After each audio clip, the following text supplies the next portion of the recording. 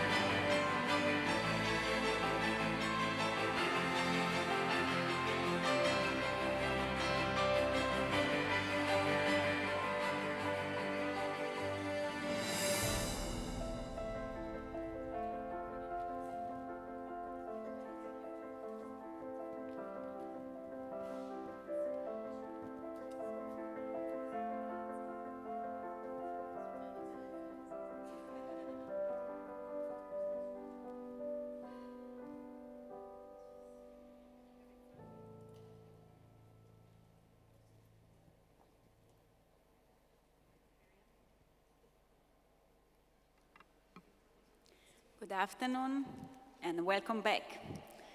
I hope you enjoyed the preview of such astonishing painting. From the morning session, we learned that the key words are inclusion and participation of the citizens, with the need of people that are willing to stand up, like it happened, for example, in Lampedusa. We learned different methods of how to face the emergency and how important is prevention. I'm sure you will have a lot to discuss this afternoon. And I'm very happy to open our afternoon session with the future. So please welcome our students from New York University of Florence.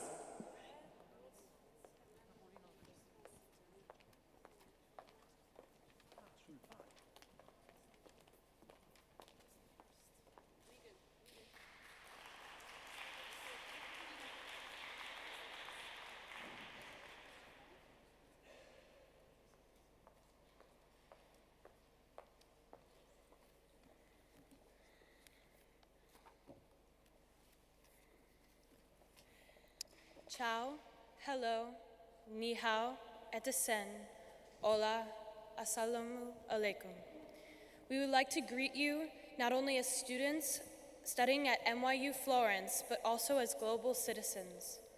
Collectively, between the four of us, we have lived in Ghana, Sri Lanka, Taiwan, Spain, Peru, Abu Dhabi, Britain, the United States, and now Italy. New York University is a global university with 3 main campuses in New York, Shanghai, and Abu Dhabi, and 14 other study abroad sites. The different paths we have taken in our lives have led us all here today. Our time at NYU Florence and the opportunity to speak to you today has helped us deepen our understanding of the impact that a global education has had on us. We believe cultural diversity is imperative for resilience in our contemporary world. My name is Victoria Sisi. I am 20 years old, and I am a junior at New York University studying in the Global Liberal Studies program with a concentration in law, ethics, and religion. My course of studies is one of the best choices I have made so far in my life today. It led me to the opportunity to speak to you all in this room. I am grateful to pursue an education that reflects the globalization of our world. I do not come from a particularly culturally diverse home. My father is an Italian American and my mother is a mixture of heritages, growing up in the Washington, D.C. area. My family represents the undeniable cultural diversity that comprises America. Yet, this did not bar me from connecting and comprehending more easily defined cultural identities. My high school consisted of a myriad of cultures. 40% of its student population was comprised of South Koreans. Evidently, I experienced a microcosm of South Korea from roughly 11,000 kilometers away. Many I know, however, found the expression of a foreign culture outside of its original geographical borders as something resistant to assimilation. Seeing groups of Koreans hanging out together, speaking Korean, discussing a Korean television program can be off-putting to some. As humans, we thrive off of having a sense of our identity. This begins from a young age with the notion of trust. We found trust in ourselves as we started to taste independence, learning to walk, learning how to feed ourselves. This progresses as we know that life carries on. When we learned to walk, we also began to trust someone else for the first time. Our parents, our guardians, with their benevolent encouragements. As we move through life, we interact with those around us, searching for trustworthiness unconsciously. We continue on the journey of constructing a community, whether in one specific neighborhood or over multiple borders, based off of who we placed a piece of our confidence in.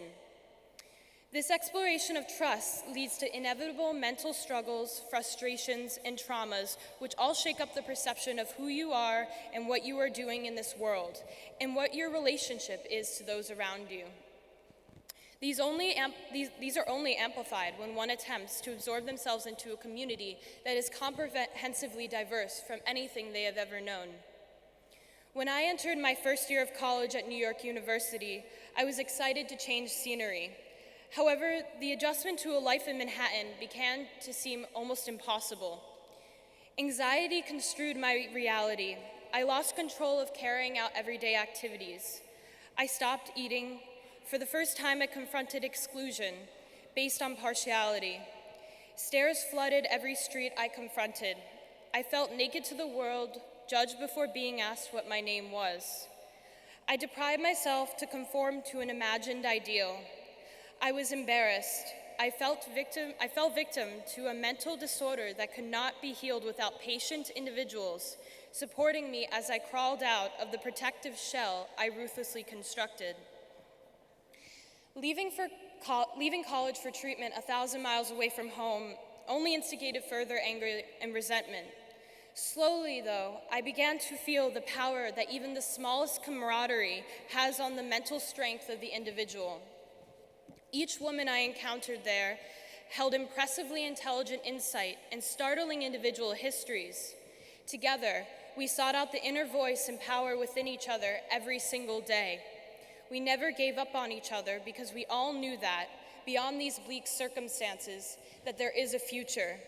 There is an inner harmony that, for me, plays somewhat like Chopin's Fantasy Impromptu in C-sharp minor. In the Merriam-Webster Dictionary, one of the most authoritative dictionaries of the English language in the United States, community is defined as a unified body of individuals with common interests living in a particular area, broadly, the area itself.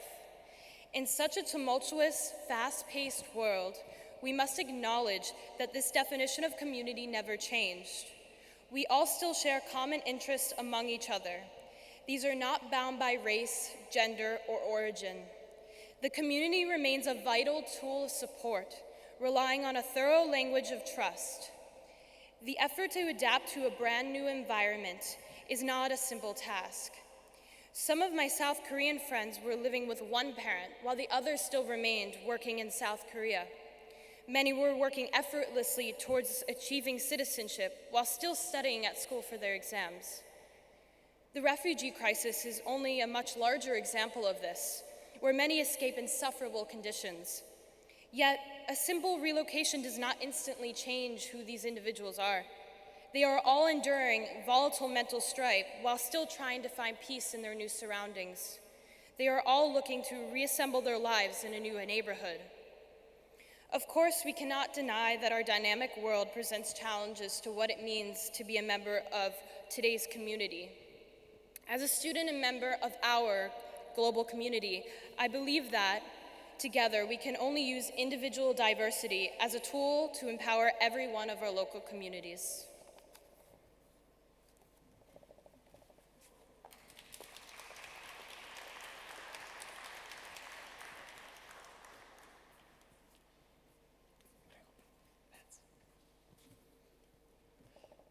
Hi, my name is Antonio Kieschnick, and I am a freshman at NYU Florence. I'm 18 years old. Each person, I believe, is shaped by those around them and the interactions we have with each other. In my case, the people who have shaped who I am come from all over the world. In part, this is because I was born in Taiwan to a Spanish mother and American father and spent my first 8 years there studying at the local primary school in Chinese. Then I finished the rest of my public education in Britain, Spain, and the United States, and am now starting college here at NYU Florence. In a sense, telling people about who I am and what my story is means telling them about the individuals I have met in my life. It means telling them about the Wasi, or gas man in Taipei, who used to bring the gas for our apartment in once a week, because in that part of Taipei, there was no gas main, so we needed gas canisters. When he walked through that door with the gas canister over his shoulder, I would roll up my parents' yoga mat and lift it onto my shoulder and imitate his every move as he worked. Or Cui Xiansheng, Mr. Cui, who is our landlord. He lived upstairs, and when the typhoon hit in 2001 and the local water pump broke, he was the guy who went up to the mountains and brought back water for the next few days. There was my lengua y cultura, or language and culture teacher in Spain, Mr. Edu. I remember when there was a teacher's strike, and he explained to us that while he was well paid, he was still striking in solidarity with the countless underpaid teachers around the country. I could go on and on about all these different people I've had the privilege of meeting in my life, but the point is that despite having all these interactions, I have never met the same person twice. And it's not just that each person has their own unique qualities, it is that these people are, at their very core, extraordinary individuals. They treated me with such decency, with such kindness, even when it was not in any way their call of duty. The Wasi man in Taipei didn't have to have a smile ready for me every time I came to greet him at the door, but he did, and I still remember his smile. And that, I believe, is the effect these different individuals had on me growing up. As I met all these people, I realized they all had one major quality in common: their kindness. And I began to understand that warmth and goodness are not attributes restricted to one culture, but are rather universal qualities everybody is born with. That was what diversity did for me. And I learned it from the people around me, from the unique interactions I had with people around the world. In learning to appreciate individuality, that is where any sense of diversity comes from. And I think that that's something that is accessible in any city. I mean, look, we're in Florence, a city where even the architecture carries a heavy Arab influence, where the Dome of Sultaniyya in Iran influenced the design of the Duomo here in Florence. And nowadays, you can find everything from Chinese contemporary art to students from around the world at the University of Florence. All these different influences have the potential to create something beautiful now and to influence the worldviews of future generations. So it is important that they get to interact with one another. Of course, there are definite cultural barriers, but they're not there to be seen as limits or boundaries to be upheld, rather as obstacles to be overcome. I understand that a city cannot solve all of the problems posed by these cultural differences, but it can create situations where individuals learn to be resilient in the face of these obstacles and can learn to bounce back from their difficulties in the attempts they make to communicate with one another. If my own experiences and the beauty around this town are anything to go by, it is that people have a natural brilliance to them, and the more they talk with one another, the brighter they'll shine. Thank you very much.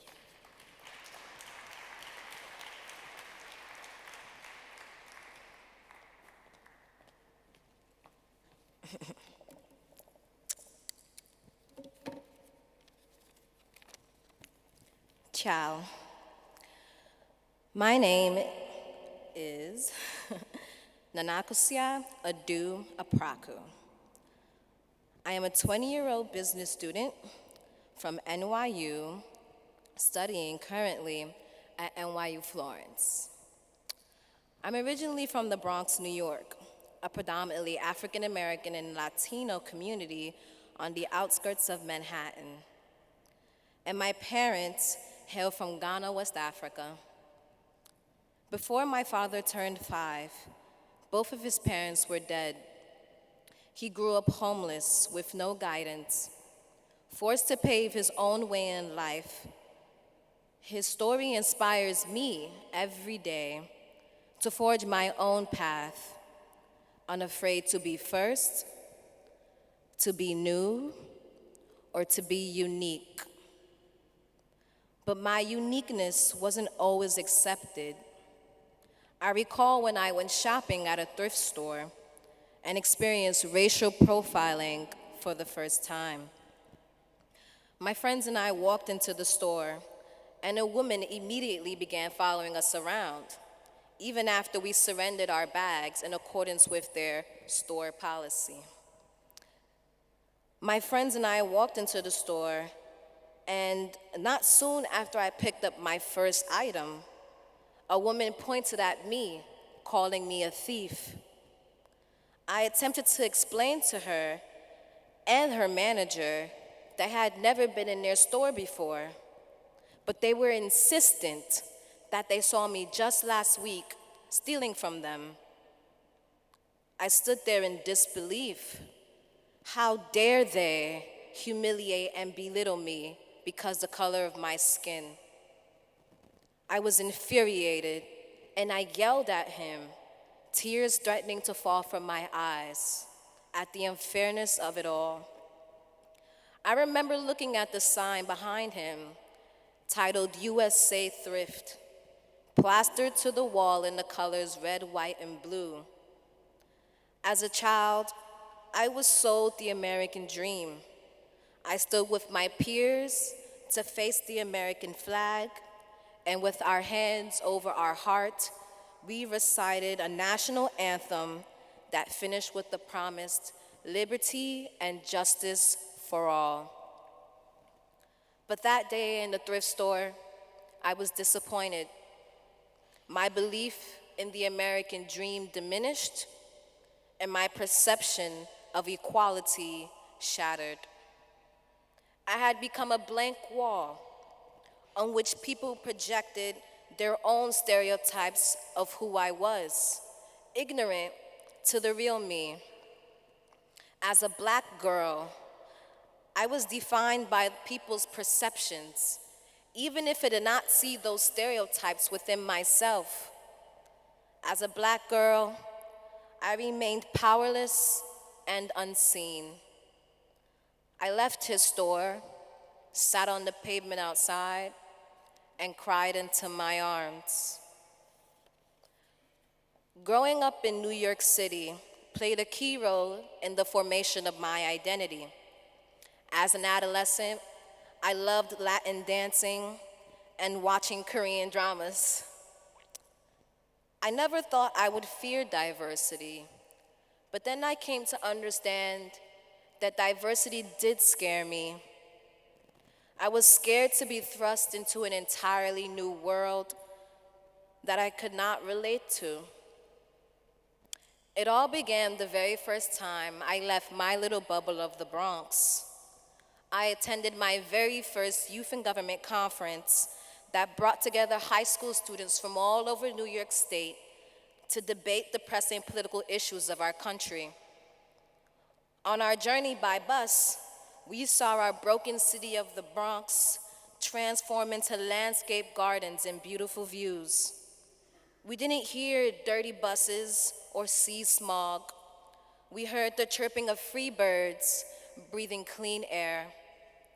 The sky was clear of gloomy clouds, and the trees were tall and didn't look planted just for show. We arrived at the hotel, and I had never seen a place so fancy, coming from the Bronx.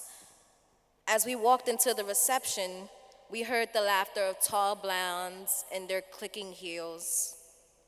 I was intimidated to speak in front of all these people who were nothing like me. My group was the only all-Black female group, a fact accentuated by the lack of Black women in the room. We stood up to present, but when the time for opposing arguments arrived, no one agreed with our ideas. The only thing that could redeem us was our closing statement, which I was set to deliver. I spoke for as long as I could, as hard as I could, and at the end of it all, I was surprised to hear something: applause. Not only was it a rare occurrence, but it was also against house rules.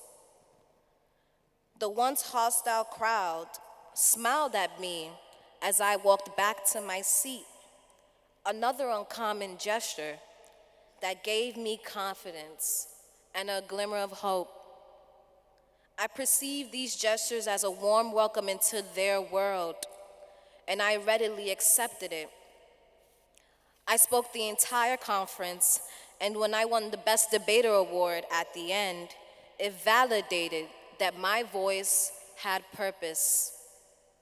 I had made an impact. Maybe they had come to understand a little better the short girl from the Bronx, just as I had come to understand their small encouragements. The bus ride home felt fleeting, and as we stopped, I noticed a small bird take to the sky, soaring without a care. It maneuvered cleanly through the buildings and above all the smog. It was determined to fly away. And it was at that very moment when I decided that education shall be the air beneath my wings. As I grew older, I came to understand that being Black meant to be judged. That even when I tried to be different, I could not defeat the stereotypes in the minds of other people. You feel invisible, so it is so easy to turn to ignorance, guns, drugs, and gangs for protection, to provide a buffer from the psychological ails that surround you, and calm the mental insanity that creeps from living in a society where your identity on so many levels is deemed worthless. Some Black youths create a subculture where they can affirm all the things they're denied in general society. This thirst for power and respect is partly a reaction to and an internalization of the emotional and physical violence they experience at the hands of white supremacy. Those who seek to overcome must be resilient in order to prosper, myself included. And it is for this reason that today's topics of resilience and identity resonate with me so deeply. Thank you.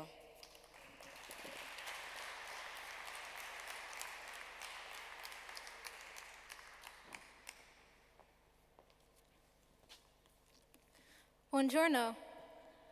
Introductions are always an interesting experience for me. Simple questions can have complicated answers. We often start with learning someone's name. So allow me to introduce myself as Harshini Hasmin Karunaratne. What do I study? Film and New Media and Theater at New York University, Abu Dhabi. This response often raised some eyebrows as surprise. And I stand before you today as a 20-year-old student. Now for the most difficult question. Where are you from? 4 simple words, but I hesitate in trying to decide my response. My most honest answer, presently, is that I am Sri Lankan Peruvian, but I was born and raised in Sri Lanka. I say presently because I've learned that identity can change over time. I grew up wholeheartedly identifying as Sri Lankan. I went to a local school, I speak the language, I spent 17 years of my life in the country I was born in. And yet growing up, and to this day, I'm constantly asked questions about where I'm really from because I don't match the stereotype of what a Sri Lankan should look or sound like. Here's the problem. Identity is seen as a what, but it's complex. It exists within, and it's something that I cannot hold in my hand. In a country like Sri Lanka, which had faced civil war for 27 years, a country which is home to people of different ethnicities and religions, there is somehow a need to create a kind of boundary. That is to say, if someone doesn't fit your conception or doesn't match certain stereotypes, they are seen as an unwelcome outsider. Foreign, strange, they threaten a sense of communal identity. In Sri Lanka, one can spend their entire secondary and primary education learning only about their own country. Without the possibility of learning about other cultures, there develops this need to categorize and separate between us and the others. I went from a local school to the only truly international school in my country. The international education I received from my high school totally shaped me as a person. I got to share a classroom with students from diverse countries with different religious ideals. Classroom discussion was never about someone being right or wrong, but about being able to listen to the many opinions and perceptions we each had about a topic of interest. I was thankful then to be accepted to NYU Abu Dhabi. Here is a university with students from all corners of the world. My closest friends are Mexican, Egyptian, Jordanian, Australian, Emirati, and Pakistani, to name a few. In a world brewing with conflict over beliefs, ideals, history, ownership, resources, anything really, here is a university that brings together teenagers, young adults, in the hope that in our diversity we find a connection. As human beings, we strive for connections. Our relationships are part of what makes us who we are. How does this idea then apply to cultural heritage? If we strive for connections, what does cultural heritage mean in an increasingly integrated world with a constant movement of people? Heritage is ever-changing because of relationships to place, space, individuals, and communities.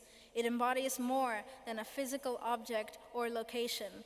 In navigating how heritage can strengthen communal identities, we must not let it be the factor that also creates and exacerbates divides amongst us. On the contrary, heritage exists within our city spaces and within us as citizens. Heritage is the tangible and the intangible, and the Charter of Florence phrases it well when it states that we must recognize the diversity and plurality of our heritage as a source of exchange, innovation, and creativity necessary for spiritual, intellectual, emotional, and material development of humankind. Like identity, heritage is not fixed and it is not exclusive. In some cases, heritage is malleable because it can carry rich and multi-layered narratives. Unfortunately, at times, heritage stands beside nationalism. Rather than heritage contributing to conflict, we should see heritage as being able to aid in fostering dialogue. It is through the understanding of local heritages that we can achieve a sense of resilience.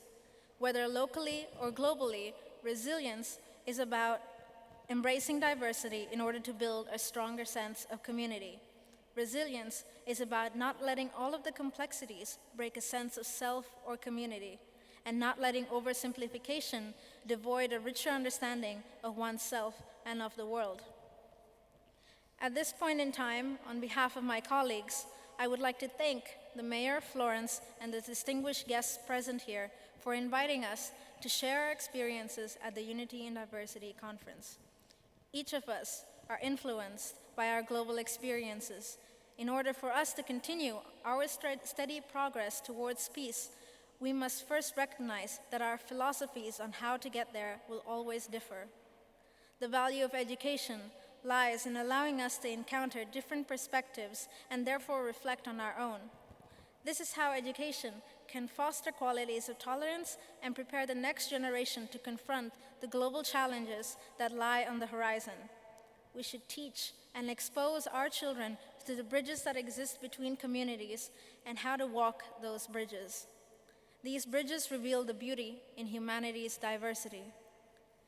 When we speak of resilience, we must discuss it in terms of a process, not a result.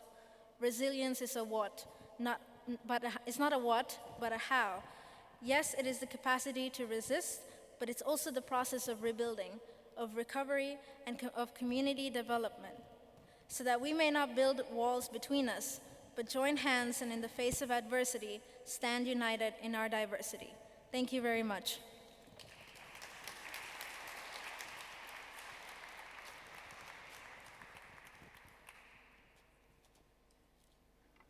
Dear students, thank you very much for your work. Through your speeches, you gave all of us great hope for the future. And please keep this open-minded attitude for the rest of your life. It will help to create a better world. Thank you so much.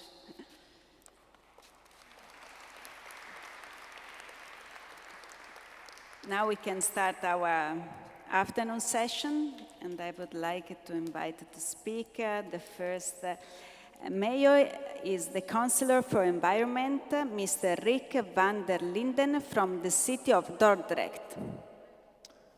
Thank you very much. I will start with a short presentation about my city. And there should be this picture. Well, this is a picture, it may surprise you a little bit. For Dutch people, this is a totally normal picture. You see a ship, and 20 cars. This is not a tunnel, this is a bridge. The location of this picture is around 5 to 6 million people living below sea level, and we're perfectly happy with that. Now, I can imagine some of you think, well, that seems a little bit dangerous. And I'm going to tell you something about the way we cope with disaster management and resilience. And in the Dutch case, it always has to do with water. This is an island, and on the island you see the city of Dordrecht. It's the oldest city of Holland, not of the Netherlands, but of Holland. And the problem is that we are at risk for flood from sea and rivers, because we live some 15 miles near Rotterdam and some 30 miles from the sea, but we have rivers and sea level problems. We also are a very old city, with an inner city consisting of hundreds of monuments, so you cannot build a dike around every monument. That's the problem. These houses, you see, are 400 years old, and every few years they will be water. At the uppermost picture, you see an old man standing before his window with around 50 centimeters of water at his window. This is not a problem because this house is reinforced, but it still is a pretty picture, of course. This picture was on CNN even. Here you see what caused the problems. At the left picture you see the worst flood we ever had in 1421. All the blue space once was land, and when this flood was over, we just had the city and nothing around us. It took us 300 years to reclaim all the land that was gone. And in 1953 we had another disaster that took some 2,000 lives, and it led to a national program to improve our coastal defenses. And they are called the Waterworks, the Delta program. As a result of that, we Dutch people feel very safe because we have invested tens of billions of euros into coastal defense. But for us, there are still some problems because we get threats from both sea and river level. Due to this special situation, the national government allows Dordrecht to investigate the most effective solutions for high water issues in our area. Resilience is especially for an island crucial. We focus in our strategy on surviving and recovering quickly. And we do so by a three-layer strategy. The first layer is protection through dikes. Building dikes, we have done that for 800 years already, so we know how that works. But it's not enough, because you cannot build dikes of 50 or 60 meters. So the second layer is prevention through spatial planning and layout, by evacuation routes, protection of vital infrastructure, but also by better building regulations. And the third layer is crisis management, preparation and communication. And that's something that is very special, because in the Netherlands we have a lot of attendance for the first two layers. But the effort Dordrecht puts in level 3 is still exceptional in our country. So we cooperate with cities in other countries to exchange knowledge and experience. You see a picture there at the right bottom. Raising awareness is one of the most important things. I live in Dordrecht, but I had no idea how much my own house was involved. So I took a test and filled in my postal code on this site. And I discovered that my house has a risk of 4.5 meters of water. That would mean that I would have to live on my attic. A lot of people in Dordrecht and in the Netherlands do not realize they live at 4, 5 or 6 meters below sea level. We need cooperation with a lot of other countries and regions in order to build more resilience capacity. One of the examples is the EduSen project. We work together with Milano, Umbria and L'Aquila in that. cultural factors play an important role in determining the way people respond to stress and crisis management. Therefore, more knowledge, awareness, and tools to consider culture through understanding, sensitivity, and competencies can foster the professional response to disaster. And that is why we are participants in this program. And the results will be presented next year at a final conference in Dordrecht at March 30 or 31. And finally, I present you a dilemma. The Dutch are very good at building dikes, very good at protecting the population by building waterworks and dikes. But our resilience can be much better. And maybe our resilience is not well developed because we are so good at building dikes. So the dilemma, how do we balance between protection and prevention with building community resilience? Thank you.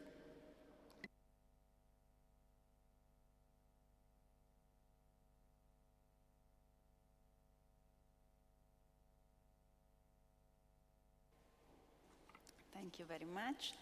Now it's the turn of the Deputy Mayor from Herat, Mr. Gus Nikben. Dear respected mayors and guests, hello and good afternoon. We are very happy to attendance to the Unity and Diversity Conference for the second time. Let me appreciate Mayor Nardella and his colleague for organizing this conference, which focused on this important issue of resilience and solidarity among cities. Please accept our condolence for the last earthquake happened in the central of Italy. The city of Herat is the second most populous city of Afghanistan after the capital city of Kabul. The area of Herat municipality is about 120 square kilometers, and the population of Herat city can be estimated at around 700,000 inhabitants. Herat has a wide variety to topographic features and generally increases in elevation from south to north. As a result, there is significant climatological and biological diversity. The area changed from mixed irrigated land and housing located in the south to the mountainous region located in the Herat upland on the northern boundary. Agriculture still dominates the land use patterns of the districts around the city. The urban population of Afghanistan has increased dramatically in the past 15 years since the fall of the Taliban regime, because of both natural population growth and the refugees returning to the cities for the benefit offered by urban life. The rapid development of urban area in Afghanistan has generated concern regarding the scope and extent of their infrastructural and environmental problem. Almost without exceptions, there has been a worsening of environmental conditions in the metropolitan area of Afghanistan. In Afghanistan, many cities are vulnerable to land flooding, earthquakes, and other natural disasters, but there has not been sufficient work to identify environmentally sensitive areas and cities. The Herat population is largely dependent on the natural resource base for its economic well-being. These resources have been severely degraded as a consequence of past political instability, poorly implemented environment and resource management policies, agriculture demanded, and lack of governmental control. Herat municipality to overcome and solve mentioned problems and orienting the investment and development for improving life quality of Herat residents. Started preparation of modern strategic master plan for Herat city, which following sustainability development goals. The first urban master plan of Herat made on 1963, but due to the civil war, did not implemented. Herat municipality with support of Florence University, which is unforgettable and valuable for constructing the future vision of Great Herat. The socio-economy survey in the city, the result which analyzed and prepared by the Florentine team, figured out the rapid rate of population which returns of refugees need public services and facilities. To bring solidarity, Herat municipality, along with strategic sustainable development goals of Herat new master plan, focus to implementation of housing projects, improving and extension of road networks and public transportation, drinking water, improving conditions and parks and green spaces.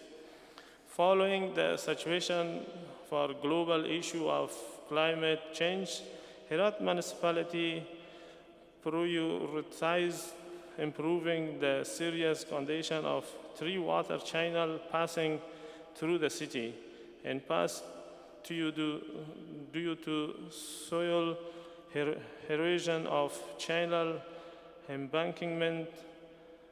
We faced floods which destroy the buildings and sometimes cause casualty. Herat residents have faced with a real threat. Municipality started improving the road and the physical condition of this channel are on the vulnerable points. With this restoration project, we just not solve the problem of flood, but we made new urban walkable green area around the channels along their length. These new green spaces are attractive for pedestrian children as leisure place too. Implementation of this project is a great step for us to conserve urban natural resource and reducing environmental pollution. The other environmental friendly project, which is directly upgrade the quality level of life of Herat family, is establishing the daily solid waste collection system. Around 650 cubic meters of solid waste collecting daily, conveying outside of city and bury in earth which pollute it. We are looking for investors to install a complete waste recycling system instead of burying in the earth. Thanks for your attention.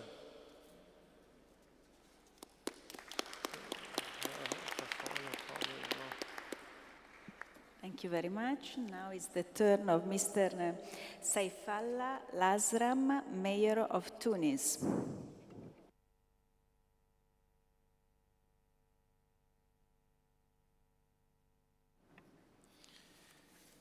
Merci, Madame. Je voudrais apporter une réflexion sur le thème de notre conférence et également les interventions qu'on a entendues aujourd'hui. Unité dans la diversité. Quel bel et ambitieux programme que reflète le motto de notre conférence. Une conférence réunie dans ce Palazzo Vecchio, palace chargé d'histoire millénaire, témoin d'un ancrage lointain dans le patrimoine civilisationnel mondial. Qui mieux que Florence, sous la houlette de l'honorable maire Diaro Nardella, pourrait être le cadre de nos échanges sur la résilience. Florence a été déjà sur le front pour affronter un tas de problèmes. Terrorisme, catastrophes naturelles, destruction ou préservation du patrimoine et des richesses culturelles, etc. Je voudrais d'abord m'empresser d'exprimer toute ma sympathie aux populations italiennes touchées par le séisme ces derniers temps.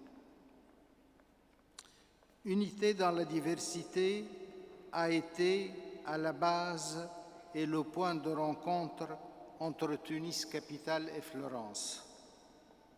Lorsque Tunis a été meurtrie par la barbarie terroriste aveugle perpétrée contre un groupe de touristes hôtes, visiteurs du musée du Bardo, au lieu de la culture dans notre pays, M. le maire Nardella est venu se recueillir sur le lieu de l'attentat et signer une convention de coopération avec la ville de Tunis.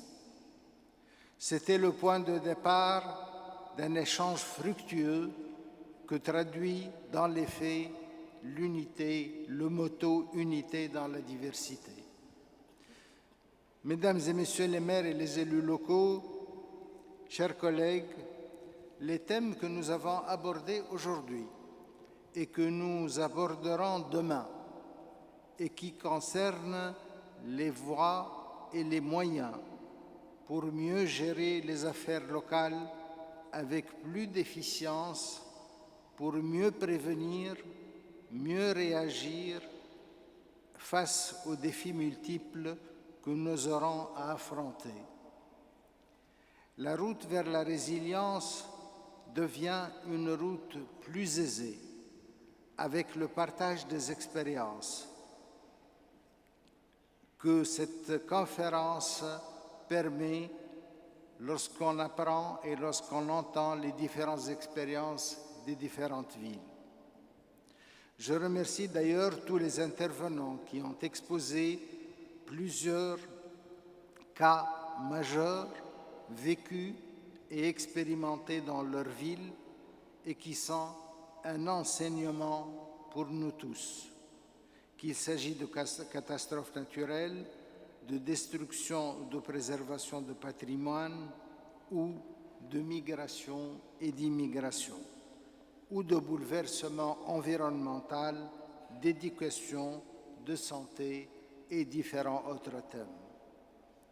Et comme le monde est de plus en plus urbain, et comme il le sera davantage à l'avenir, nous sommes contraints, nous, maires et élus locaux, à être plus prévoyants, plus réactifs et plus solidaires et bien sûr plus résilients.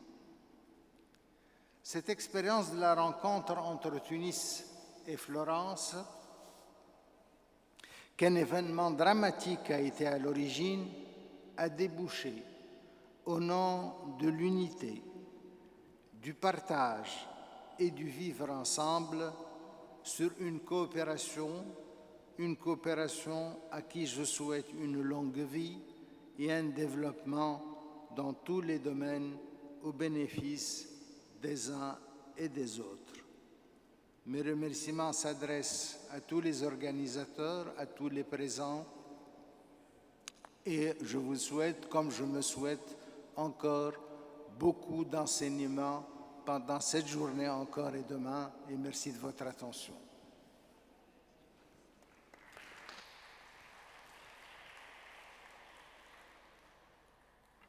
Thank you very much. Now it's the turn of Mr. Osamu Soga, the Vice Chairman of the City Assembly of Kyoto. 皆さんこんにちは。フィレンツェ市の姉妹都市提携51年目を迎えた日本の京都から参りました。京都市会副議長の曽我治です。昨年に引き続き京都市が参加できることを大変嬉しく、開催にご尽力いただきましたフィレンツェ市をはじめ、この場に集われた皆様に感謝御礼を申し上げます。Good afternoon. My name is Osamu Soga, Vice Chairman of Kyoto City Assembly. Kyoto has been the sister city of Florence for 51 years. I'm so pleased that Kyoto City is here again after the participation in the first edition, and would like to thank you, City of Florence, and all who engaged in the organization. まず8月にイタリア中部で発生した大地震で犠牲になられた方々に対し、京都市民を代表して哀悼の意を表するとともに、被災地の一日も早い復興を心よりお祈り申し上げます。また、被災地では築数百年にわたる石造りの建物が数多く崩壊したとお聞きいたしており、改めて防災対策の必要性も痛感したところでございます。First of all, I would like to express my heartfelt condolences for the victims of the earthquakes happened in central Italy in August and also few days ago, and hope speedy reconstruction of the disaster area. The fact that many stone-built edifices of several centuries ago were destroyed made me think importance of disaster prevention measures.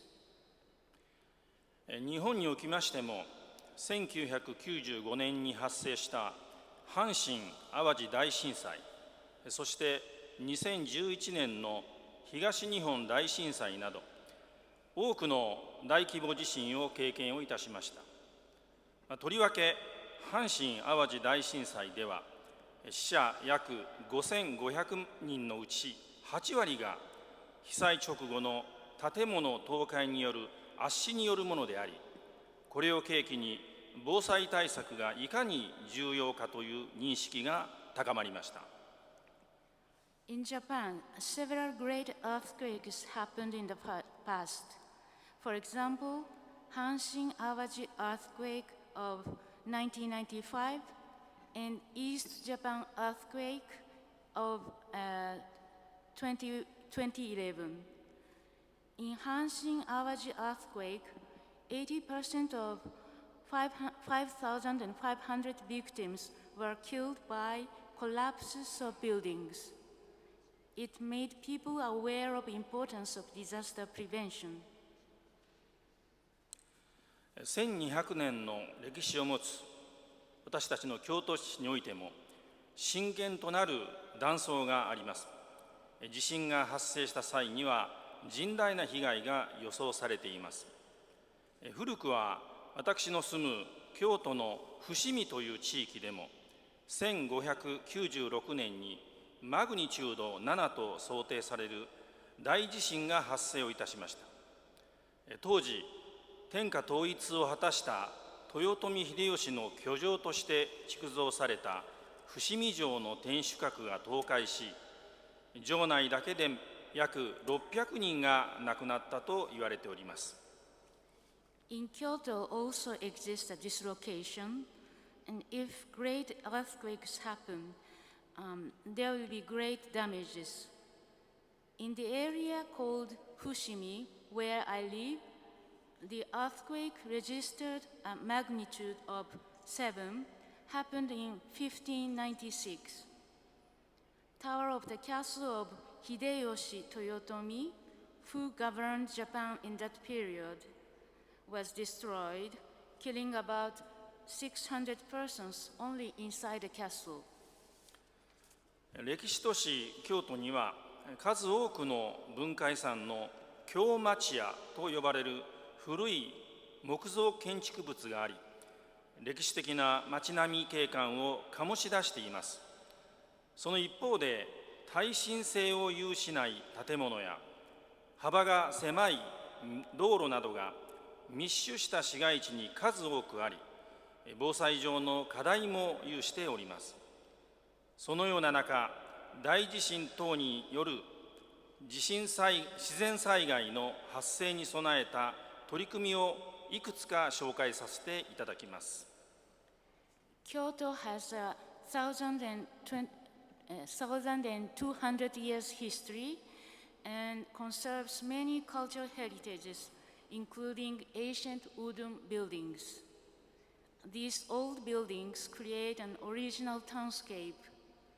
On the other hand, they don't have earthquake resistance, and narrow streets in the city center are issues for disaster prevention. Now, I'd like to present our strategies for natural disaster prevention.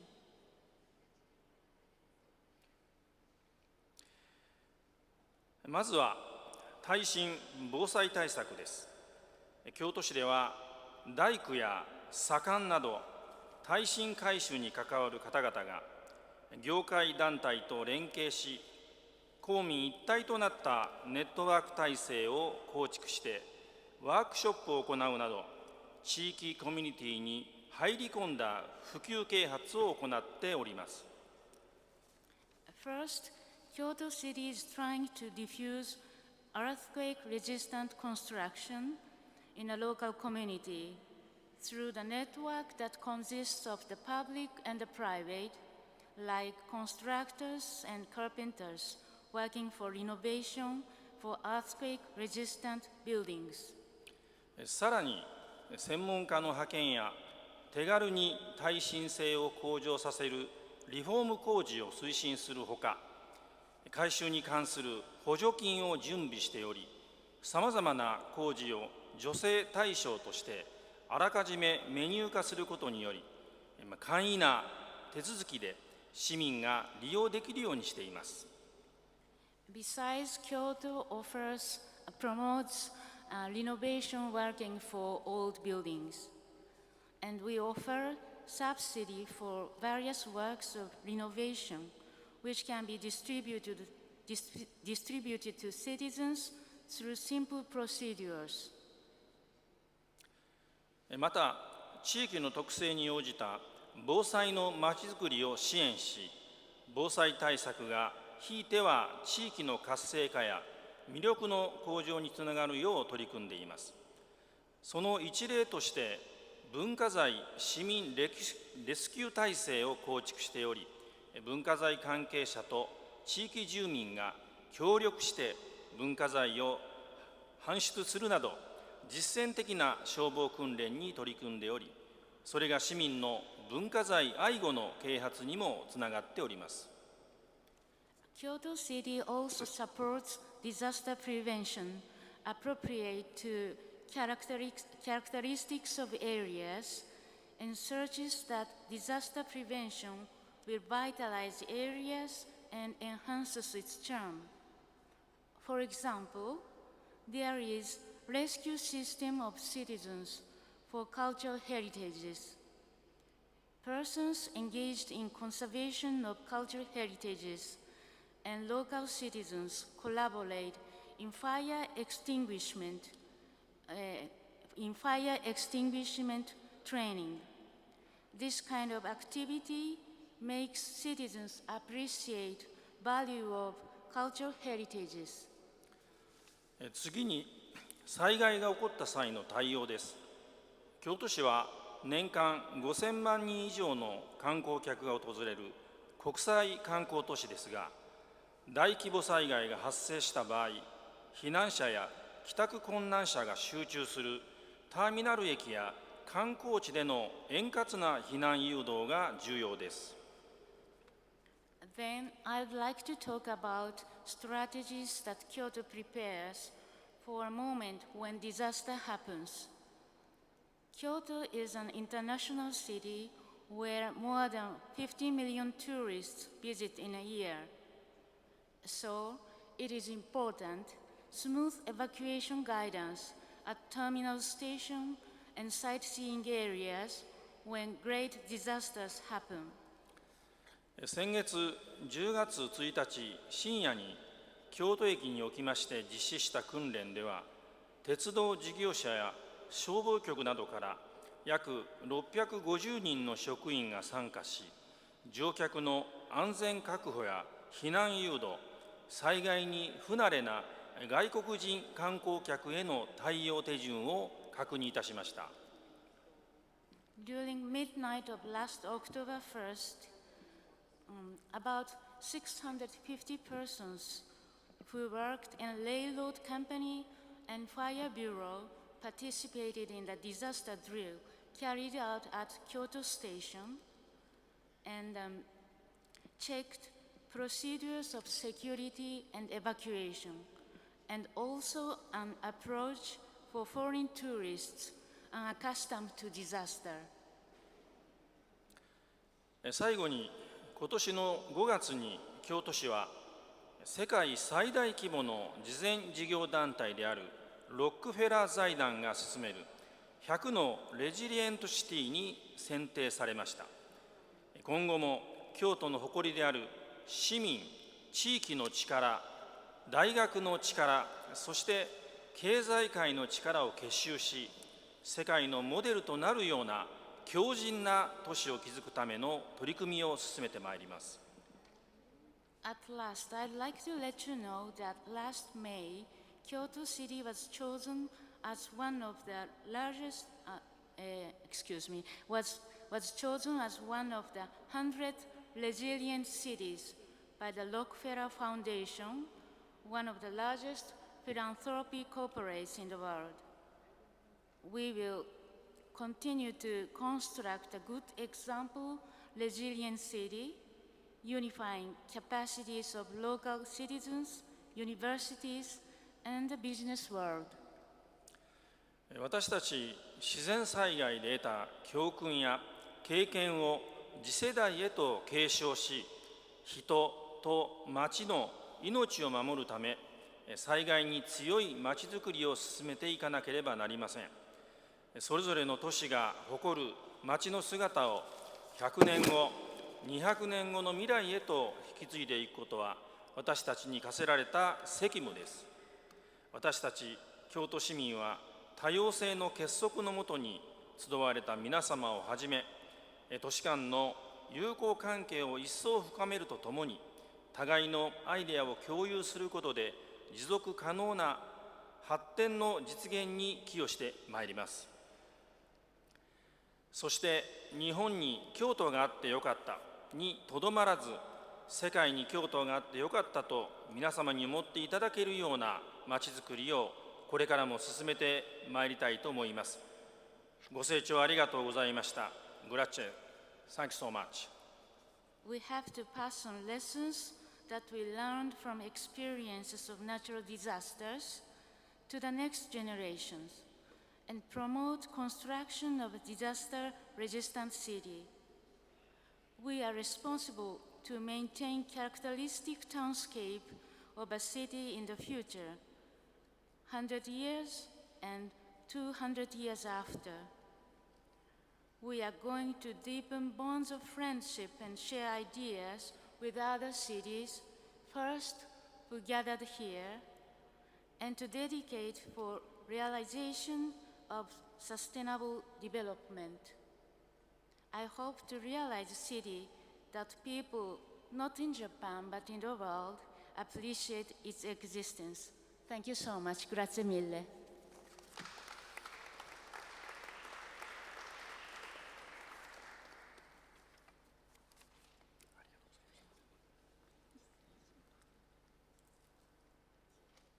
Okay, yeah. Thank you very much. Now, I was told that no one else is interested in speaking. No more mayors? No. Okay. So we had, thank you so much for this very intense morning and afternoon session. I hope you enjoy sharing the different experience. And I would like to remind you that our next event will be at 7 o'clock in this salon, in this room, where the city will honor Mrs. Jane Fortune, the president and founder of Advancing Women Artists Foundation. And after that, there will be a cocktail in which you are all invited. Who is not coming? Tomorrow morning, everything will start at 9 o'clock. With a very interesting session called Protecting Cultural Heritage in an Uncertain Time, curated by New York University and Friends of Florence. So I hope to see you tonight and tomorrow morning. Thank you so much.